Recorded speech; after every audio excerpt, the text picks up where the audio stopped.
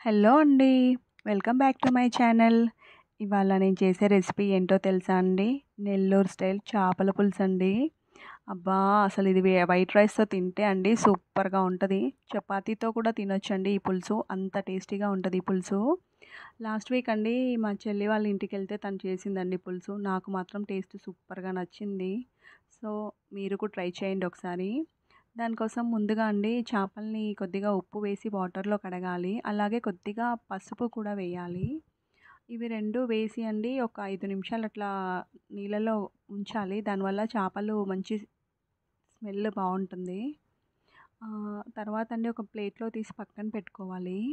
ఒక గిన్నెలో అండి కొంచెం చింతపండు తీసుకొని కొన్ని వేడి నీళ్ళు పోసి నానబెట్టాలి. దానివల్ల చింతపండు త్వరగా నానుతుంది. మళ్ళీ అండి గుజ్జు కూడా మంచిగా వస్తుంది. ఒక 4, 5 టమాటాలండి కట్ చేసుకొని మిక్సీకేసుకొని టమాటా ప్యూరీ రెడీ చేసి పెట్టుకోవాలి. ఈ పులుసులో అండి ఉల్లిగడ్డ అసలెయ్యరండి. టమాటానే వేస్తారు. అలాగే అండి ఒక ప్యాన్‌లో ఆయిల్ వేసి ఆవాలు, జీలకర్ర, మెంతులు, 4 ఎండుమిర్చి వేసి అవి చిటపటమన్నాక అండి మనం రెడీ చేసి పెట్టుకున్న టమాటా ప్యూరీ వేయాలండి. ఈ టమాటా ప్యూరీ అండి ఆయిల్‌లో కొంచెం మంచిగా ఉడకనివ్వాలి. టమాటాలు పచ్చి వాసన పోయేలాగా ఉడకనివ్వాలి. అవి కొద్దిగా ఉడికాక అండి కొంచెం పసుపు వేసుకోవాలి. పసుపు వేసి మంచిగా కలపాలండి. ఈలోపు మనం రెడీ చేసి పెట్టుకున్న చింతపండు ఉంది కదండీ! దాని రసము మొత్తం తీసి చిక్కగా రసం ఒక బౌల్‌లో తీసుకొని వడగట్టుకోవాలి. ఇప్పుడండి మనము టమాటాలో కొద్దిగా సరిపడా కారం వేయాలి. మన టేస్ట్‌కండి పులుపు కదా కొంచెం ఎక్కువనే పడుతుంది. నేను 2 స్పూన్స్ కారం వేశాను. అలాగే 2 స్పూన్స్ ఉప్పు కూడా వేశాను. ఆ ఉప్పు, కారం మంచిగా టమాటా గ్రేవీలో కరిగిపోవాలండి. అలా కరిగాక నేను రెడీగా పెట్టుకున్న చింతపండు పులుసుని వడగట్టేసి పొయ్యాలండి.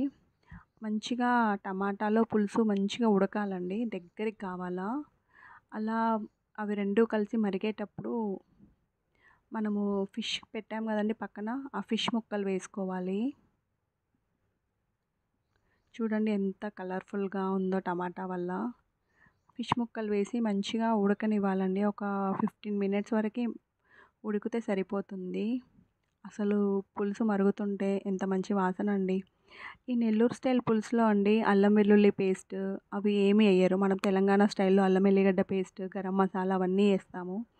వీళ్ళు మాత్రం ఏమి ఎయ్యరండి. సింపుల్‌గా చేపల పులుసు చేస్తారు. కానీ చాలా టేస్టీగా ఉంటుంది. సో, దానికి స్టీల్ చెంచా వాడొద్దండి. దానివల్ల పీసెస్ అన్నీ చిదిమినట్టయితాయి. సో, మనము కడాయిని అలా ఇలా తిప్పేస్తే అవి ఉడికిపోతాయి. చూడండి ముక్కలు చిదమకుండా ఎలా ఏసిన ముక్కలు అలానే ఉన్నాయి. మంచిగా పులుసుని ఉడకనివ్వాలండి. ముక్కలకి పులుసంతా పట్టాలి. పులుసు దగ్గర పడింది చూడండి. పులుసు రెడీ అయిపోయినట్టే. ఇదండి అసలు ఉడుకుడుకు అన్నంతోని తింటే సూపర్ ఉంటదండి. నేను అనుకుంటున్నాను నా వీడియో నచ్చిందనుకుంటున్నాను. సో, నా వీడియో నచ్చినట్టయితే నా వీడియోని లైక్ చేయండి. నా ఛానల్ సబ్స్క్రైబ్ చేసుకోండి. మీరు కూడా ఇంట్లో ట్రై చేసి ఎలా ఉందో నాకు కామెంట్ బాక్స్‌లో పెట్టండి. ఇంతసేపు నా వీడియో చూసినందుకు చాలా థ్యాంక్స్ అండి. ఆకలేస్తుంది ఎళ్లి తింటానండి ఇగ. థ్యాంక్ యూ అండి. మీ శిల్పాని.